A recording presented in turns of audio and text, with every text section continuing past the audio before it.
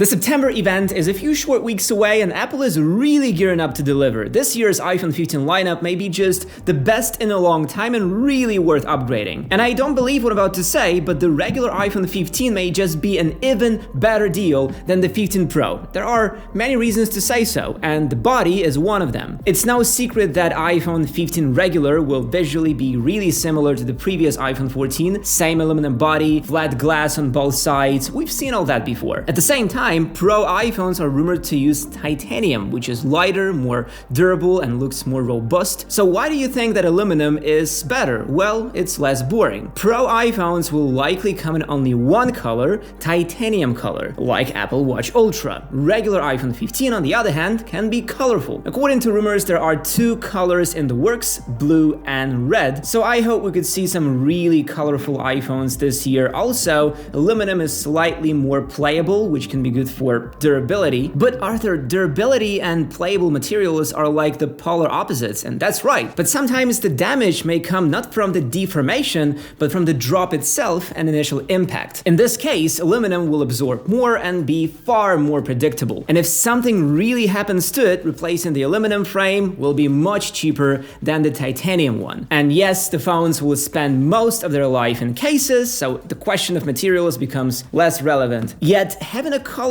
iPhone is better than boring one, right? Oh yeah, the back glass on regular iPhones this year might become frosted, like we used to have on Pro iPhones for years now. This leak is not confirmed, so let's say it's possible and nothing more. Now let's take a quick break and talk about this video sponsor, Easus.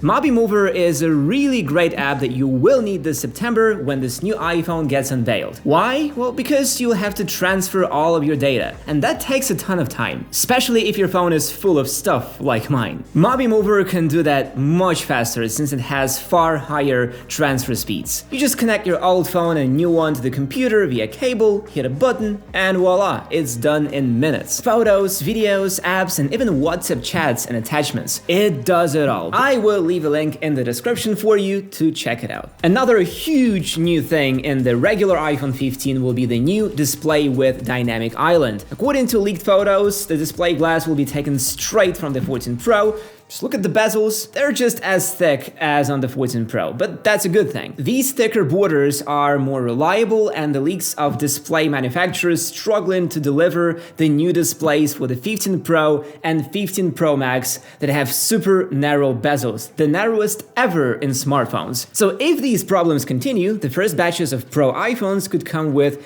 defective screens, and it is still unclear whether this problem is or will be fixed anytime soon. So it's either defective screens or delayed shipments. Regular iPhone 15, on the other hand, will arrive just in time, simply because the displays are tested and error-proof. Of course, having more narrow bezels is cool, and the dummy phones look super great from the front, but I'm not really ready to trade reliability for futurism. As for that Dynamic Island, I don't think there is really that much meat here. This gimmick, after a year, is still just a selling point and nothing more. Yes, it looks nice and can be useful in some cases, but practically it's still no better than the notch. So the regular iPhones inheriting this feature doesn't excite me that much, but if I was to look at this feature from the perspective of a regular buyer, it will be a huge improvement. Now people who weren't able to buy the Pro iPhone will be able to touch the innovations firsthand without completely devastating their budget. So let's count Dynamic Island as a great addition. That's what I'm saying. What I find even more enticing is the Type-C port. Type-C has been rumored for years now, but this year everything's different. The EU law forces Apple to switch, so at least European buyers will be happy. All iPhones this year will get Type-C, no matter the price, but those Type-C ports won't be the same. Regular iPhone 15 and 15 Plus will have a slower Type-C,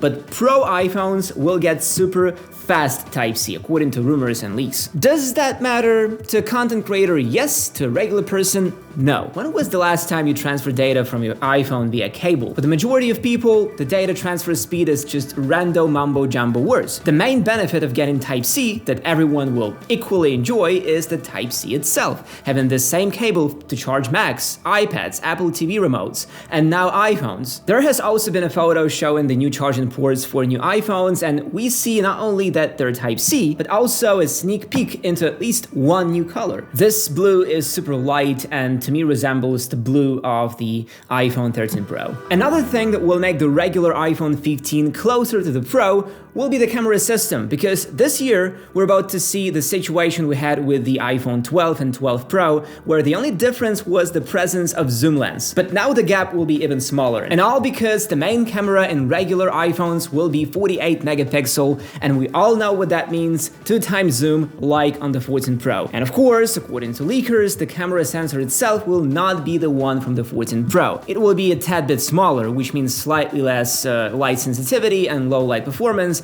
but during the day, I'm sure we won't be able to tell the difference between the 15 and 14 Pro. And given the fact that ultra-wide will be used straight from the 14 Pro, like it's been happening for a few years now, the only difference will be 3x zoom on 15 Pro and periscope on Pro Max, or 15 Ultra, who knows. And that's all. Aside from that, the cameras will be almost identical. Yes, the regular iPhone 15s won't get LiDAR and night portraits, but does that really matter? I haven't shot a portrait in a while, so I don't think many buyers will notice that Pro iPhones shoot night portraits better, because the video quality will be identical, the stabilization will be the same. This will be the moment when the separation of Pro and non-Pro iPhones almost won't exist. Where separation will be more apparent is performance, because only the Pro iPhones will get the new A17 chip. It will be based on the 3nm technology and around 30% more power efficient, while also being 10 to 15%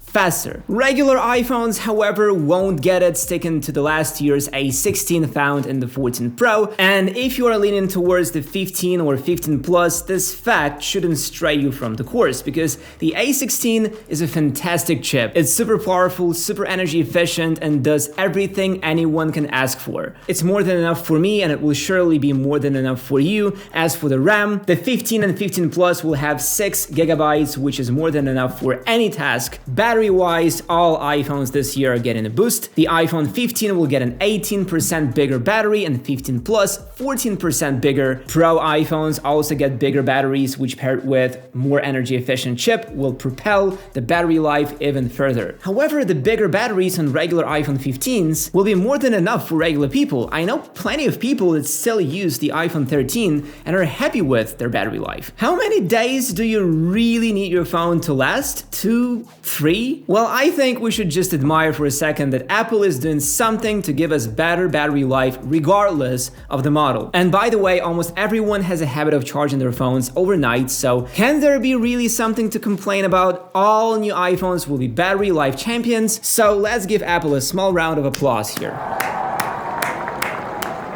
As for extra features, don't get your hopes up. Standard iPhone 15 models won't get the action button, nor will they get Pro RAW shooting mode, or anything that Apple is gonna give to the Pro iPhones. But we could expect new Wi-Fi 6E, since leaked antenna diagrams show exactly that. Price-wise, no one is really sure. Mark Gurman believes the price of at least Pro iPhones will go up. He didn't say anything about regular iPhones, but judging by the number of new features, I think standard iPhone 15 models won't get more than $100 more expensive. Yet I hope Apple stays sane and plays safe this year, leaving the price at $799 for the base iPhone 15 and $899 for the 15 Plus. As you see, choosing iPhones has never been more difficult. The iPhone 15, in the light of all these leaks, looks like a really good deal that will completely fill the needs of 90% of buyers, but let's wait and see. Be sure to subscribe if you haven't already, and if you want to see a full review of the iPhone 15 when it comes out. So yeah, thank you for watching, guys, and see you in the next one.